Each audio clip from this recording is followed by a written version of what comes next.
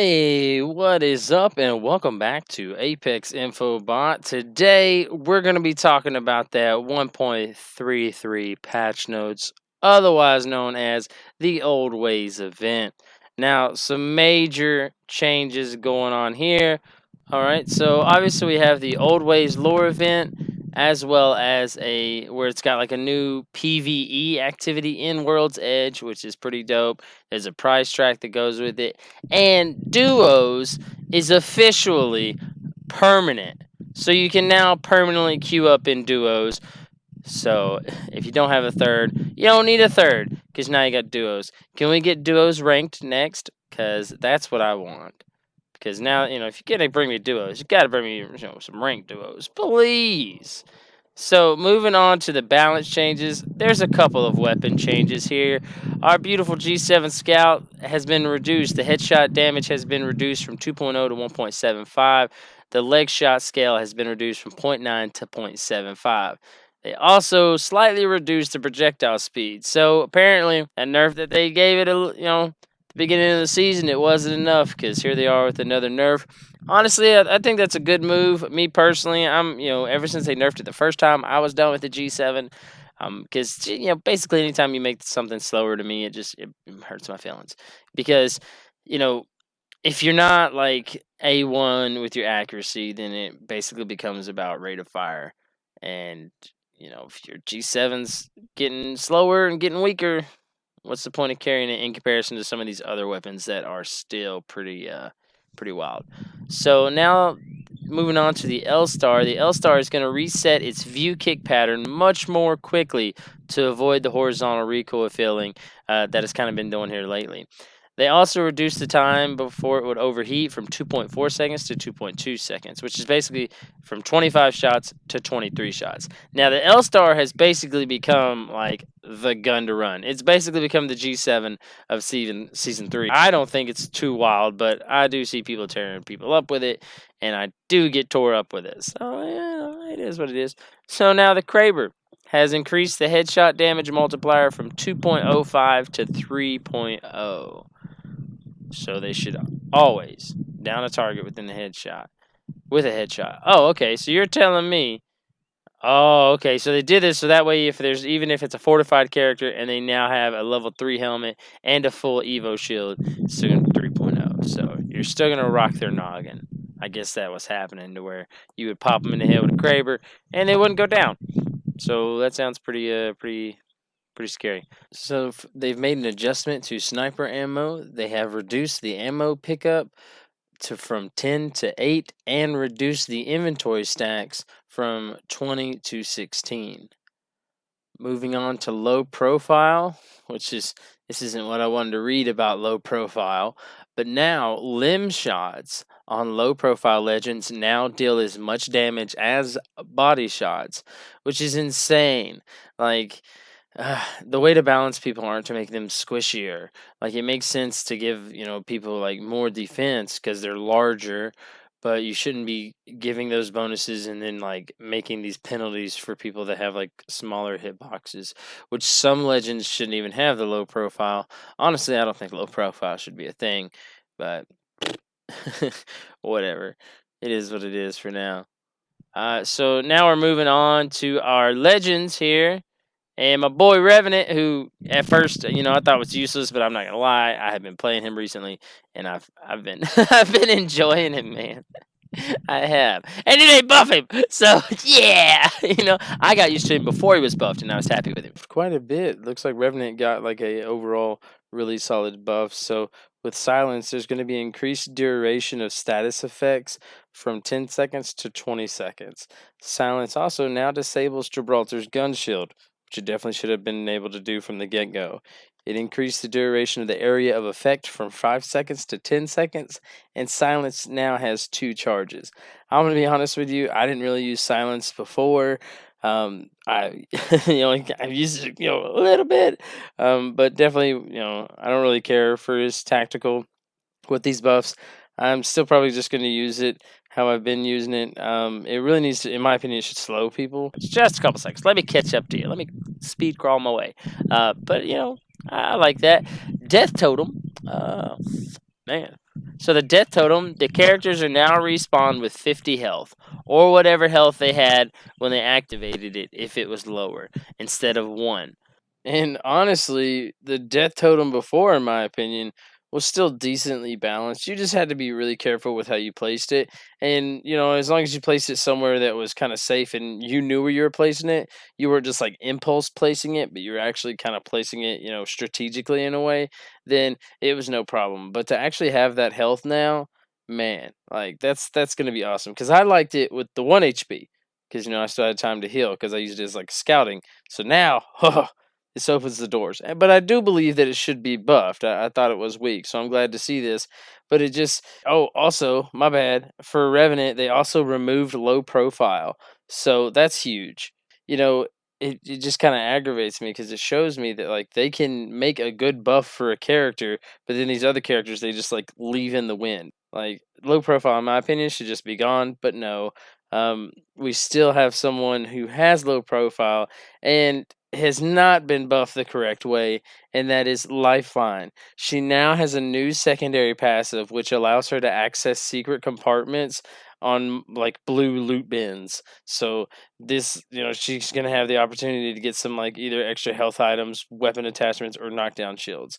Which the blue bins are just gonna be found randomly, replacing ordinary bins, and then they'll have a secondary compartment that only Lifeline can open. Like, what? This should be your like your combat medic.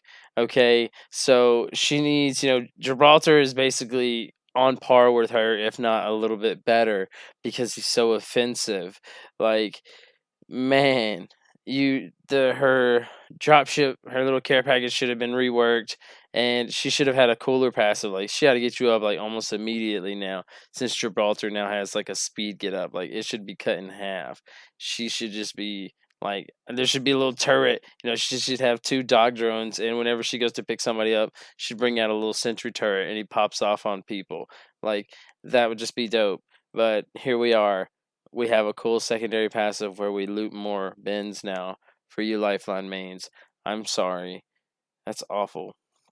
Also with Wraith, we're nerfing her some more. This is silly. So the portals are now going to disappear after 4 seconds if both ends are outside of the circle. And that change was made to combat players exploiting the portal to avoid taking damage outside of the ring. I never felt like I exploited it. It's kind of like going back and forth. But I mean, I definitely stayed out in the storm much longer than what I needed to, just because I knew there was a Wraith portal. Now that it's going to disappear, like, oh man, that's kind of gonna hurt my feelings.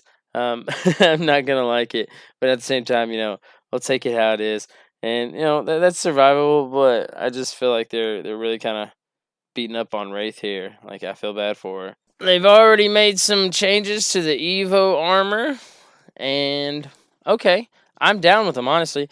To me, I feel like the Evo armor should just like whenever I would have kept the damage where it was, and then whenever you reach a new level, they fill one of the cells, not the whole thing, because then from like level 2 to level 3, that'd be OP. If you just time it right. But I think it should fill at least one. So they've reduced the amount of damage that's required for it to evolve now. The blue armor damage requirement has been reduced to 100 to 75. The purple armor requirement has been reduced from 300 to 150. What?